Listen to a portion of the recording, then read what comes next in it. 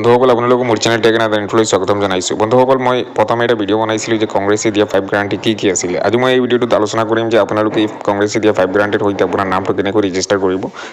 তাত যদি আপোনালোকে নিজৰ নামটো ৰেজিষ্টাৰ কৰি ৰাখে তেন্তে নিশ্চয় কংগ্ৰেছ যদি পাৱাৰলৈ আহে তেন্তে আপুনি এজন এক্টিভ মেম্বাৰ হিচাপে পৰিগণিত হ'ব। তো ইয়াৰ বাবে সৰ্বপ্ৰথম আপোনালোকে ক্ৰোম ব্ৰাউজাৰটো অ'পেন কৰি ল'ব আৰু তাত চাৰ্চ বক্সত আপোনালোকে লিখিব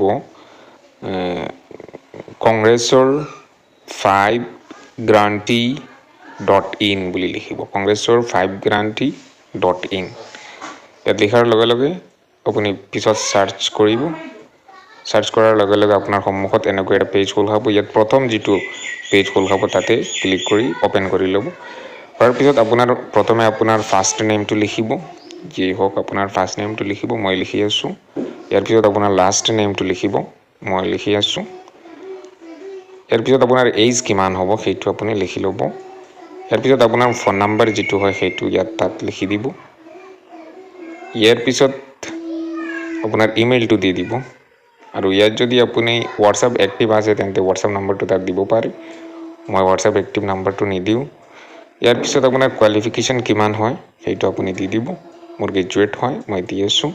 ইয়াৰ পিছত আপোনাৰ এছেম্বলি যিখন হয় আপোনাৰ কনষ্টিটুৱেঞ্চি আপোনাৰ সমষ্টিৰ যিটো সেইটো তাত আপুনি যদি চাৰ্চ কৰে তেন্তে তাত নিশ্চয় পাই যাব। মই মোৰখন চাৰ্চ কৰি আছোঁ ক'ত আছে মোৰ লামডিং সমষ্টি হয়।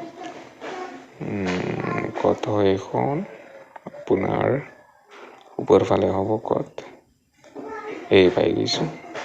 ইয়াৰ পিছত আপুনি ছাবমিটত ক্লিক কৰি দিব।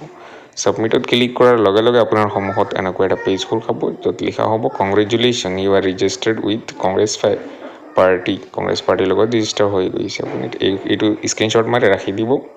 বন্ধুসকল আজিৰ ভিডিঅ' ইমানেই। যদি ভিডিঅ'টো পচন্দ হয় লাইক কৰিব, শ্বেয়াৰ কৰিব আৰু মোৰ চেনেলত যদি নতুনকৈ আহিছে চেনেলটো ছাবস্ক্ৰাইব কৰি ৰাখি দিব।